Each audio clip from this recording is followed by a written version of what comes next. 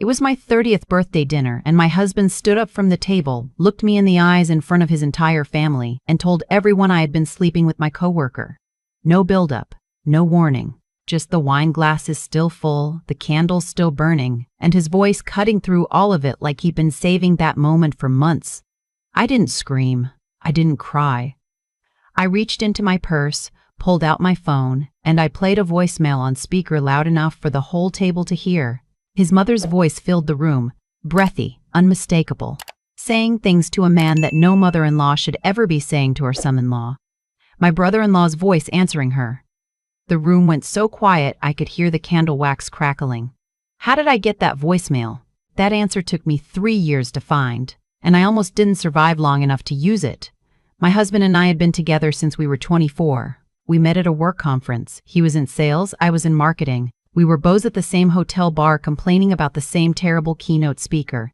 He made me laugh. He was easy to be around in a way I hadn't experienced before, like putting on a familiar jacket. Within a year, we were engaged. Within 2, we were married and living in his family's orbit in a way I hadn't fully understood when I said yes. His mother was the center of that orbit. She was the kind of woman who smiled with her whole face and meant nothing by it. She had a gift for compliments that somehow always landed like criticisms. At our rehearsal dinner, she told me my dress was lovely and then added, just quietly enough that only I could hear, that she'd always imagined her son with someone a little more polished. I smiled. I told myself she was nervous. I told myself all of it. My brother-in-law's wife, my husband's older brother's wife, had warned me once, early on, in the parking lot of a grocery store while we were loading bags into our cars. She stopped with a gallon of milk in her hand and said, "Just don't let her think she can run you. The moment you let her run you, you're done." I laughed it off. I thought she was being dramatic. She and I were close for about 2 years, and then one day she and my brother-in-law moved 3 states away and the calls got shorter and eventually stopped. I understood later why she left so thoroughly. For the first year, things were manageable. My mother-in-law and I had a surface-level peace. She volunteered opinions about how I cooked, how I decorated, whether I was working too much or not enough. My husband would half listen and then gently suggest I was being sensitive. It was always gentle. He had a way of making me doubt my own perception that was so soft it took me years to recognize it as a pattern. Then his brother got married again. His name was Garrett. No, wait. I'm getting ahead of myself. My brother-in-law married a woman named, I'll call her what everyone in the family called her, the new one. She was younger than me, bright and eager in the way people are when they haven't yet figured out the house rules. My mother-in-law adored her immediately, pulled her into the kitchen, taught her recipes, called her sweetheart. I watched this and felt something I was ashamed to name. Not jealousy exactly, more like the recognition that I had never been given that and never would be. What I didn't see, what none of us saw, was what was building between my mother-in-law and my brother-in-law behind all of it. The first sign I noticed, I dismissed. It was a Sunday afternoon, family lunch at my mother-in-law's house. I had gone upstairs to use the bathroom, and on my way back down I passed the den. The door was mostly closed. I heard my mother-in-law laughing, and underneath it, my brother-in-law's voice, low and deliberately soft. The kind of voice you use when you don't want to be heard. I told myself they were gossiping about someone. I told myself a lot of things. The second sign was harder to dismiss. My mother-in-law had surgery on her knee, minor but enough to keep her home for 2 weeks. My husband asked me to check on her on the days he couldn't. I went on a Tuesday afternoon, let myself in with the spare key she'd given us. The house was quiet, and the way a house is quiet when people don't know anyone's coming. I called out, no answer. I set the groceries I'd brought on the kitchen counter and turned to go find her, and through the window above the sink I saw them in the backyard. My brother-in-law had his hand on her face. Not the way you touch someone's face when you're consoling them. The way you touch someone's face when you've been touching it for a while. I stood at that window for longer than I should have. Then I put the groceries away and left. I didn't tell my husband.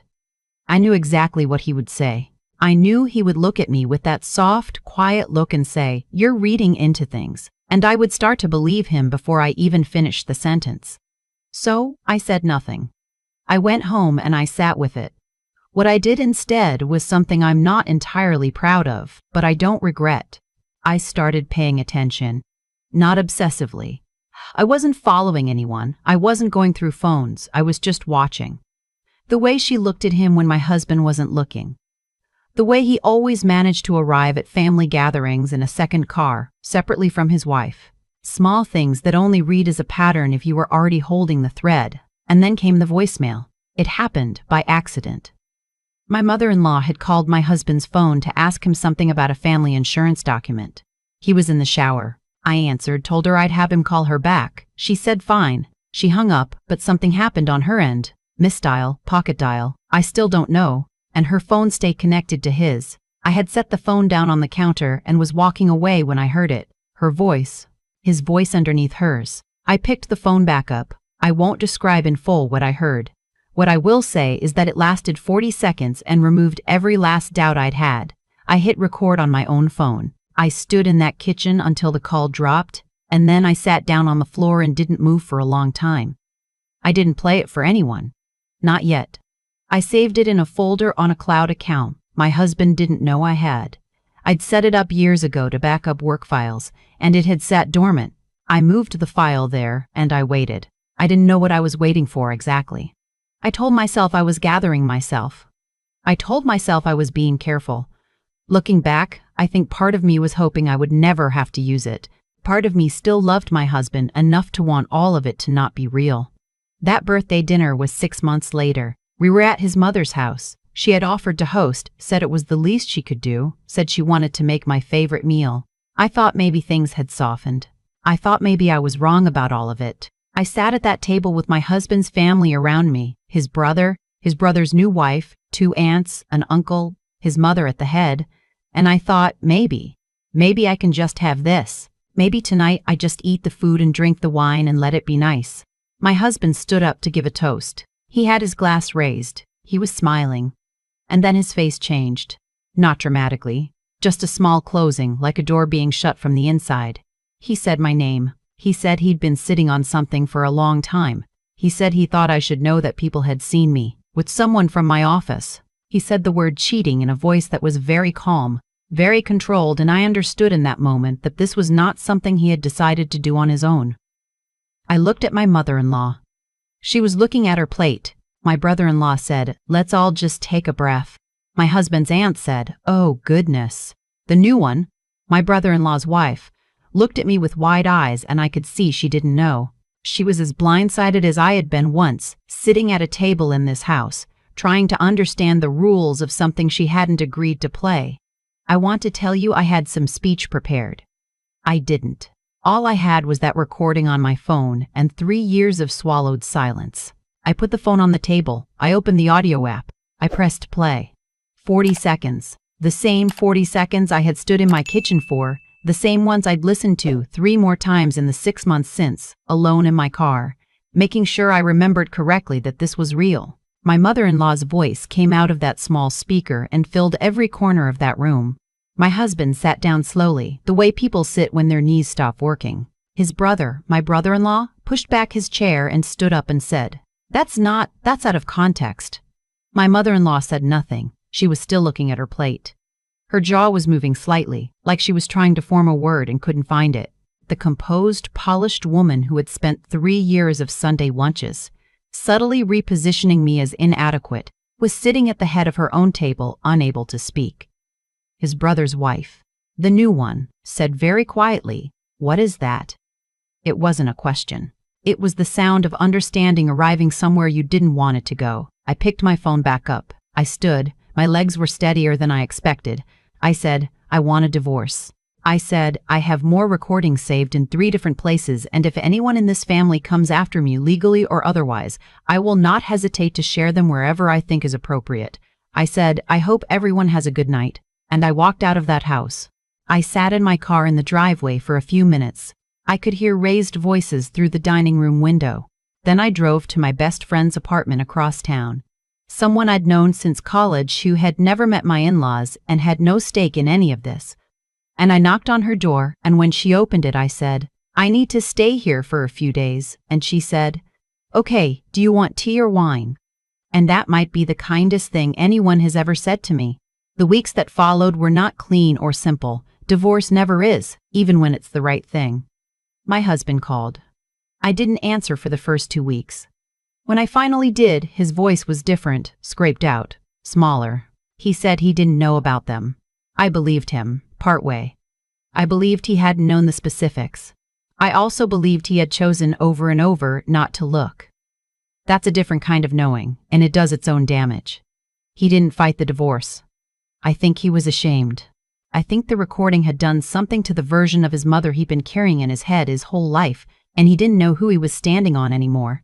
My brother-in-law's wife filed for divorce within the month. I heard this through the mutual friend she and I had, the same woman who'd been at the grocery store years earlier with the milk jug and the warning. When she reached out to me, I answered. We talked for 2 hours. She said she'd known something was wrong for over a year. She said she kept telling herself she was imagining it. I know exactly how that feels. I told her so. My brother-in-law, from what I understand, did not handle the collapse gracefully. He tried for a while to claim the recording was fabricated. His wife's divorce attorney sent a message that apparently ended that argument. He lost the house in the settlement, moved into a rental, and within a year had left the area entirely. I don't know where he is now, and I don't have a reason to. My mother-in-law's transformation was the strangest to witness from a distance. The woman who had been the uncontested center of everything, the Sunday lunches, the holiday tables, the family decisions, the social standing, had the whole infrastructure of that identity removed at once. She still lives in the same house. From what I've heard, she doesn't entertain anymore. My ex-husband checks on her. He is, despite everything, still her son, and I don't hold that against him. People contain more than one true thing. My divorce was finalized 8 months after that birthday dinner. I had a good attorney, and the recording meant there was very little to negotiate. I walked out of that courthouse and sat on a bench outside and ate a granola bar and watched pigeons for about 15 minutes and felt something I can only describe as the absence of weight. Like I'd been carrying something across my shoulders for so long I'd stopped noticing it, and then it was gone, and my whole body had to learn what standing upright without it felt like. I moved into my own apartment. Small, 1 bedroom, 4th floor, a window in the kitchen that looks out onto a fire escape where someone in the building grows tomatoes in the summer. I painted the walls a color I picked entirely by myself. I bought a couch I liked. I learned how to stop checking whether someone else would approve of my choices before I made them. That last one took longer than the painting. Work got better.